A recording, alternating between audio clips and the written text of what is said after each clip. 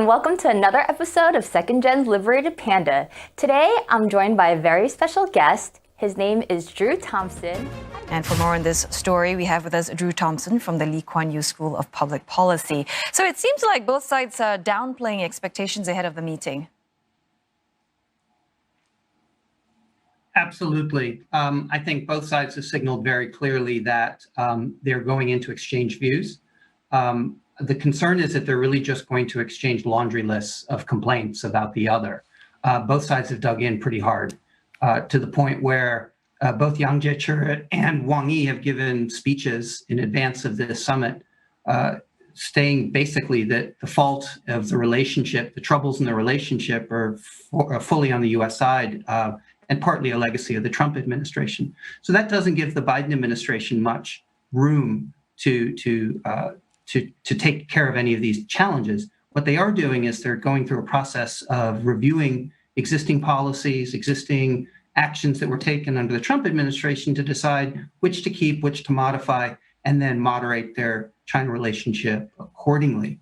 But the U.S. side has also very, very carefully managed expectations by stating that this is not a dialogue. It's not going to repeat unless there are some concrete outcomes, which is what the U.S. would call a results-oriented meeting. So if something constructive happens, then we'll see another meeting. If not, then they'll both return to their respective corners and take it from there. Thompson. Hi, Drew. How are you? Hi, Angel. I'm fine, thank you. So I'm going to let Drew introduce himself and tell our audience all about his background, how he got into the Department of Defense, what motivated him to join the China department, and what he's doing now, and all that good stuff. So, Drew, please, would you introduce yourself to our audience? Certainly. Well, I've spent most of my career focused on Asia generally and China specifically. I made my first visit to China in 1990 as a student at Beijing University. And then I studied as an undergraduate, and then I studied for 1 year at the Hopkins Nanjing Center, which is a joint venture between Johns Hopkins University School of Advanced International Studies in Washington and Nanjing University. And it was the first joint venture program with both international and Chinese students living and studying together. So I did that in 1992, and then I spent the next several years working in China in a variety of companies. And then I moved to Washington, D.C. in the late 90s and started working in think tanks, working on policy issues and analyzing Chinese decision-making and government structures. So I did that for several years and eventually joined the Department of Defense as the director for China, Taiwan, and Mongolia in the Office of the Secretary of Defense. And I did that from 2011 to 2018. And I was responsible for engagement with the militaries of China, Taiwan, and Mongolia, and also for coordinating within the Department of Defense and within the interagency, primarily the State Department and the White House, to help develop and formulate China strategy and policy. And then in 2018, I moved to Singapore with my family. And I joined the Lee Kuan Yew School of Public Policy at the National University of Singapore. And I now teach graduate students in two classes, one on U.S.-China relations and one on political risk analysis. Wow, so that is quite a resume. You've led quite a life. And it sounds like you've had a lot of experience dealing with U.S.-China relations when you were in the Department of Defense. So in connection with that, I'd like to ask you, how do you see the conflict resolving in the South China Sea with respect to China's frequent boundary aggression? Well, I think China has made it clear that it claims everything within the 9-dash line. And while that claim isn't particularly clear, and the United States and other claimants have asked China to clarify that claim and make it consistent with international law, it's failed to do so. So the biggest challenge is that China is really unwilling to recognize others' overlapping claims, and it's therefore unwilling to compromise on its own claim. And it's also I think, unwilling to negotiate in good faith towards a compromise solution with the other claimant states. And it's important to remember, the U.S. is not a claimant state here. The U.S.'s primary interest is in peaceful resolution of disputes and strengthening of international law that grants the U.S. Access and freedom of operation and freedom of navigation through the South China Sea. So I think the prospects for a quick resolution of the South China Sea dispute is highly unlikely. Talks with ASEAN over a code of conduct have pretty much stalled, and presumably that's over irreconcilable differences.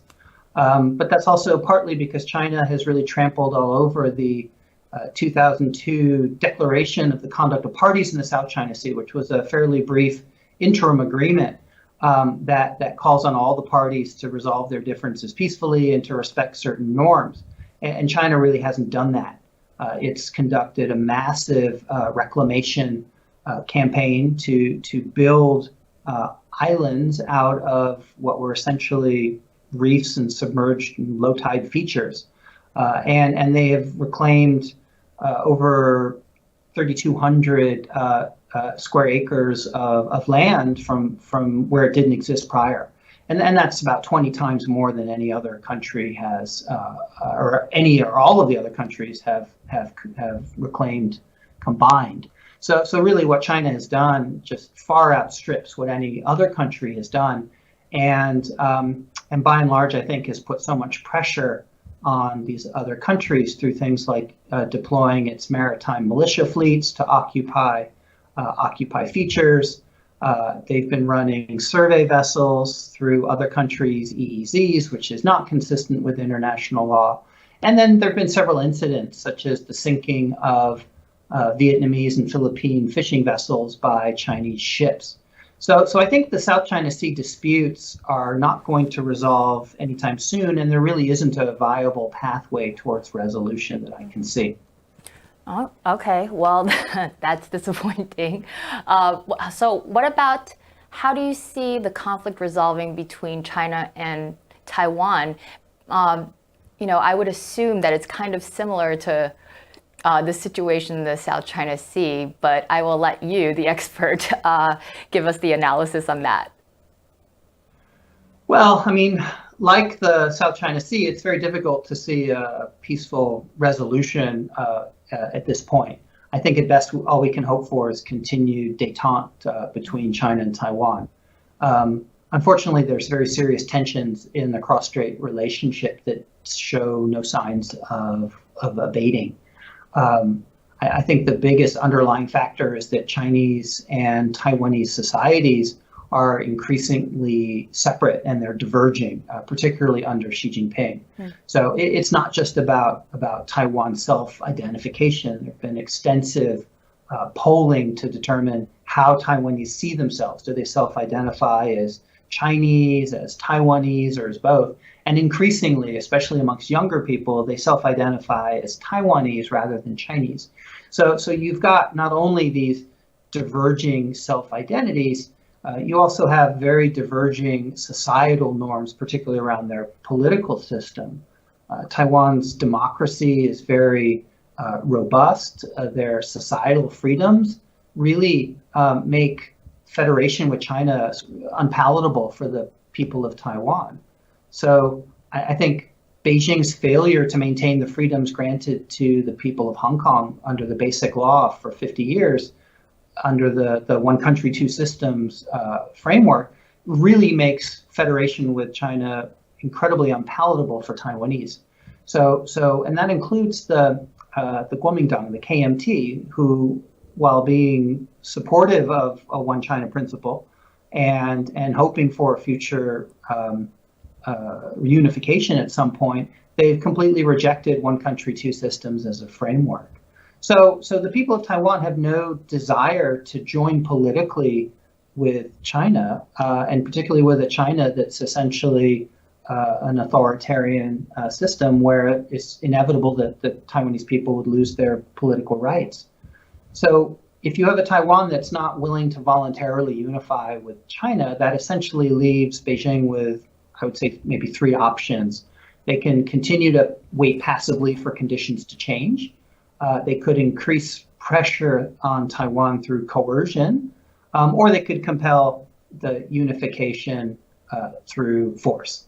And I think obviously most people would prefer the status quo and continuing the degree of détente that exists now, and just wait for better circumstances for unification to occur that's satisfactory to people on both sides. But those trend lines aren't pointing in that direction. So the question is, how much pressure will China put on Taiwan above and beyond what they're already doing, or whether Xi Jinping will determine that now's the time to use military force to compel unification. And we don't know when that will be. Okay, so it sounds like a very complicated situation, definitely. So what stance would America likely take? That's an understatement, but what stance would America likely take, or what would Americans likely do if China does decide to take back Taiwan by force, let's just say? So, I mean, there's really only one person who can answer that question, and that's the U.S. president. I mean, that's a question that will be put to him or her. And that's known as a tier 0 decision in national security decision processes. So it's one that only the president can make. But it's worth analyzing, of course. I mean, the U.S. has pretty significant interests in Taiwan. They want to maintain a status quo that includes a free, open, democratic Taiwan. And I think if you think about how some countries feel that trade constrains their foreign policy choices as it comes to China, because it's such a large trading partner, it's worth noting that Taiwan is the U.S.'s 10th largest trading partner, and it's a major part of U.S. supply chains, particularly for ICT goods, for integrated circuits, computers, high technology. So it's vitally important to the U.S. economy. It's also an important people-to-people relationship between the two countries. I mean, I've seen estimates that the Taiwan diaspora population in the United States ranges anywhere from between 500,000 to 900,000 people, and that's not a small constituency. So I mean, this is not an abstract issue for the United States. It has significant interests in Taiwan. So I've always presumed that a U.S. president would come to Taiwan's defense in the event that it would come under attack from China. And I think there's a couple things that would really compel a U.S. president to do that. The first is, of course, Congress would demand it. The president's legacy would also ride on the decision. So that's a second factor. But I think the most compelling factor is that U.S. credibility with all of its allies would be completely at stake in a Taiwan scenario. So not committing to come to Taiwan's defense or abandoning Taiwan would essentially mean the end of the alliance structure in Asia as we know it. So in that respect, I think the president really may take time to make that decision, but ultimately when they weigh the risks against the necessity of and the interests at stake, that the president will ultimately conclude that they must come to Taiwan's defense. Yes, I actually have the same thought as well. We must protect Taiwan, especially to keep the stability over there in that part of the hemisphere. So I completely agree with your analysis.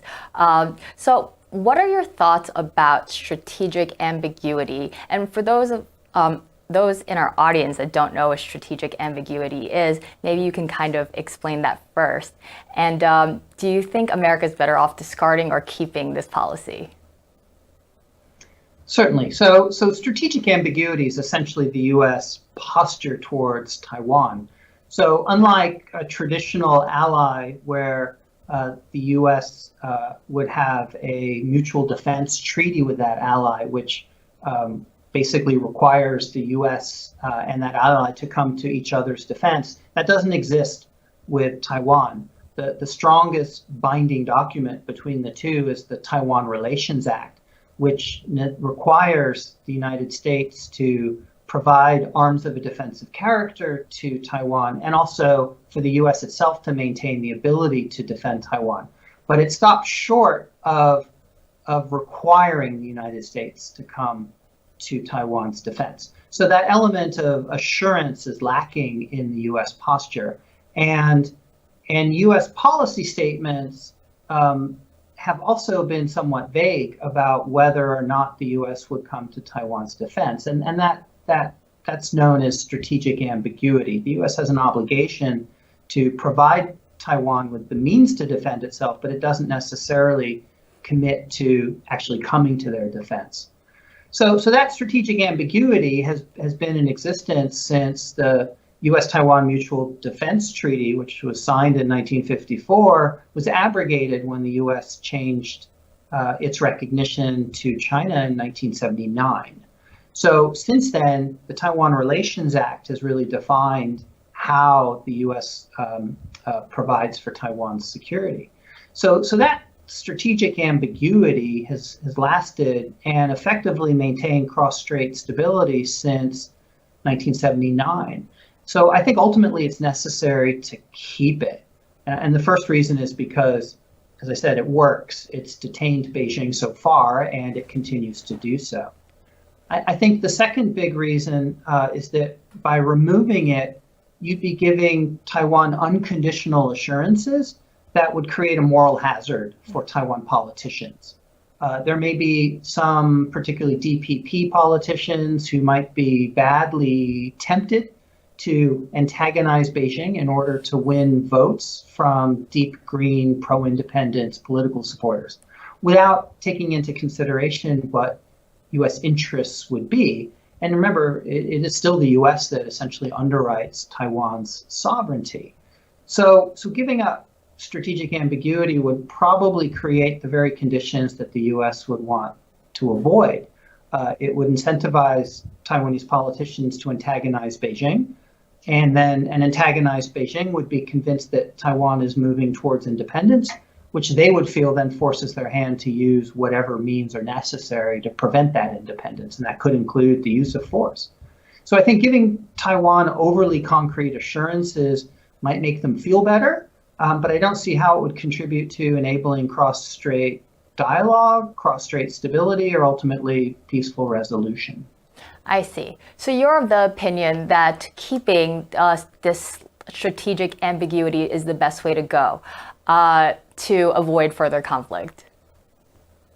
Absolutely. I think the U.S. would have much to lose and probably little to gain by giving Taiwan the overly concrete assurances that might lead them into direct conflict with Taiwan. And likewise, as I previously stated, going the opposite direction and removing any assurances for Taiwan would also be a mistake, such as getting rid of the Taiwan Relations Act or not committing to Taiwan's defense in any way, because that would, of course, embolden Beijing to use force to unify Taiwan. And of course, it would destroy U.S. credibility with the rest of its allies. So to me, it almost seems like there's like a parallel to the Taiwan issue and North Korea and the ceasefire with South Korea and how that's been going on for decades, and it's a ceasefire, but that has kept the peace. Do you see it going that way? So, I mean, I think for all of the U.S.'s alliance relationships, whether it's with South Korea, Japan, European allies, the United States has to create a very careful balance of reassurance. And of course, allies tend to demand assurances. They tend to demand reassurance, whether that's extended deterrence in the case of, say, South Korea, and the explicit policy that the U.S. will use all means necessary to defend South Korea, including and up to nuclear in the event that North Korea uses its nuclear devices. So extended deterrence is sort of the far end of that spectrum and necessary in certain circumstances. But in other cases, the U.S. needs to balance that need to reassure allies at the same time, create the conditions for stability so that those countries that are threatening a U.S. ally don't feel either threatened or emboldened themselves. So engaging with those competing nations that threaten our allies is another important part of the equation. It includes both deterring them using threats, credible threats, threats of retaliation, threats of punishment, but also assurances for those competitors to ensure that they realize that there are benefits to maintaining stability in a status quo. So I think the U.S. is constantly, in all parts of the globe, balancing these relationships between its allies, which it seeks to reassure, and those competing countries that that threaten to destabilize whatever region they're in, and threaten the allies that the U.S. are trying to protect. So it's a constant balancing act, and I think the U.S. has done quite well, particularly in Northeast Asia, in maintaining that balance, particularly in the face of China's rise and its growing defense capabilities. That's interesting, because sometimes you hear that when U.S. goes and they interfere with other countries, sometimes it doesn't produce good results. So that was actually going to be my next question: is what do you think U.S. is having good results in that area of the world? And your answer is yes. You think they're doing a pretty good job over there, right? Well, I mean, it's something of a, it's in vogue to criticize the United States constantly. Yes. But at the same time, most countries that are quick to criticize them also, seek to have, either good relationships or assurances from them at the same time. So again, I think that's one of the strengths of the U.S. political culture and system, is that it's open to criticism, it's open to critique, it's an open debating society. So from that perspective, I think there's lots of complaints, but really the international system that the U.S. has stood up and underwritten since the end of World War II has by and large benefited the people of Asia quite well over the last call it 70 years. So I think there's a lot of support for U.S. presence, U.S. active diplomacy, and U.S. investment in particularly in Asia. And while there may be criticism, I think the door is much more open than it is closed. So switching gears a little bit from diplomacy to hot war, how ambitious do we think the PLA defense budget numbers are under Xi Jinping? So, I mean, there's a couple ways to look at the development of the PLA. You can quibble about the statistics, but what's undeniable is for the last 20 plus years, the PLA has enjoyed sustained annual increases in its budget, averaging around 10% per year. And while that percentage number has gone down recently in the last 5 years, in real terms, the actual real term amount that it's been receiving in terms of annual increases is quite significant. But the real challenge, of course, is the lack of transparency into China's budget and defense spending, which is why there's pretty significant discrepancies between the budgets, defense budgets that China announces and what NGOs and the U.S. intelligence community think it is. So China's announced defense budget in 2020 was about 178 billion US dollars. And in March, they announced that it will increase to $209 billion in 2021, which is almost a 7% increase. So even though the percent of increase has declined, we're still talking about massive increases in defense spending that in some cases could be far outstripping or equaling. In other words, the annual increase in China's defense spending is larger than most other countries spend per year. So its growth is really quite significant. But that discrepancy between what China announces and what we think it actually is due to a number of factors, and it's largely how China accounts for its defense spending.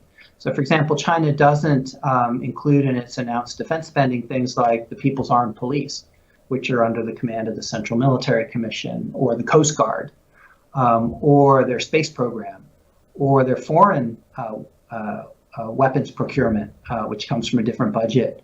And of course, I don't think that many parts of the research and development budget, including aspects of the military civil fusion program, are included. So there's large aspects of China's government spending that go towards its defense that are not included in its defense budget.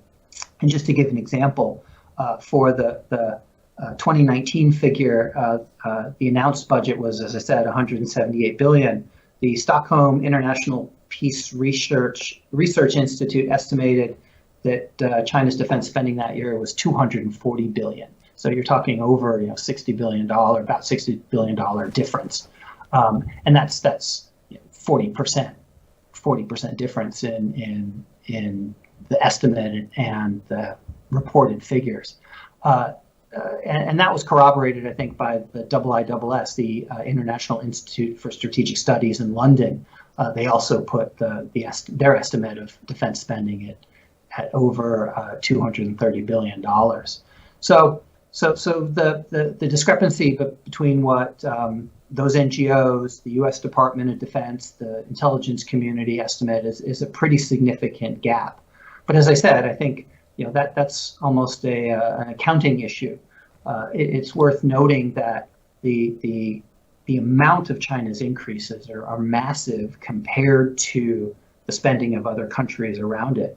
So just by comparison, Taiwan's military spending is approximately $10 to $11 billion a year. So just the increase in China's defense spending can be 2 to 3 times Taiwan's total budget. Wow. So I mean, the growth of China's defense spending is really unprecedented, and it really compares to nothing else in the region. Now, the U.S., on the other hand, the U.S. spends about $720 billion a year, give or take, on defense spending. So it far outstrips China's $200 billion. But one has to remember the U.S. spends that globally. Has presence in Europe, Middle East, as well as in Asia. So they're really not they're really not comparable. And it's also worth noting that much of what China spends is focused on unification of Taiwan. Right. So that's very interesting, and I guess it's interesting that they don't include all the numbers that we would include in there. So it's a different way, like you said, it's a different way of accounting for things. So it seems like, if I'm hearing you correctly, China is underreporting how much their PLA budget is compared to what we're finding out. Yeah, I mean, I think U.S. European organizations can estimate what they think China's total spending is compared to what their declared spending is. I'm not surprised. But it's in an order of about 40% gap between our estimates and reporting. But as I pointed out, comparisons are difficult to make when it comes to how China spends its money, what it spends it towards, and how other militaries are postured. So what is the relative strength of Chinese military under Xi Jinping compared to U.S. and I guess other countries as well, but more importantly, the U.S.? So it's very difficult to compare the two militaries because they are so fundamentally different. And as I mentioned, China primarily operates on its own periphery, with a few exceptions. It generally is postured and prepared and structured to fight close to home, whereas the U.S. is postured to fight globally, not at home. So in some ways they're very different. One also has to remember the major political differences. The People's Liberation Army is fundamentally different than the U.S. military. The PLA is the armed wing of the Communist Party. And their primary mission is to defend the party, while the U.S. military is sworn to defend the country and the Constitution. So their basic principle is very different. And that helps explain why the U.S. seeks to defend itself abroad, and the PLA seeks to defend the party, which operates primarily at home. So from that perspective, they're quite different. Their strengths are also very difficult to measure, and that's partly a function of the way we perceive modern warfare. It's not about symmetrical matchups. It's difficult to say, well, China has this number of ships and the U.S. has this number of ships in the Pacific theater, for example. Partly because if there were a conflict, the U.S. would be bringing forces from other parts of the globe, so those numbers would accordion. They would change, they would grow and shrink as a conflict develops. While at the same time, you also have aspects that are very difficult to compare, and capabilities that are absolutely crucial to a conflict that are difficult to measure. I mean, how do you measure capabilities in space? How do you measure capabilities in cyber? How do you measure, for instance, all of the capabilities that are assigned to, in the PLA's case, the Strategic Support Force? So in that respect, you've got really the sort of the nuances of the two that really defy comparison. And likewise, the U.S. has been engaged in various forms of warfare and combat since 2001, in giving the U.S. military a specific type of experiences that potentially give it an advantage, though it's unclear if those advantages that the U.S. has would apply, and those experiences the U.S. have would apply to a conflict with China, which would be a very different type of conflict than what the U.S. is engaged in. So I think there's enough unknowns here that I'm not comfortable making a prediction how the two militaries would match up.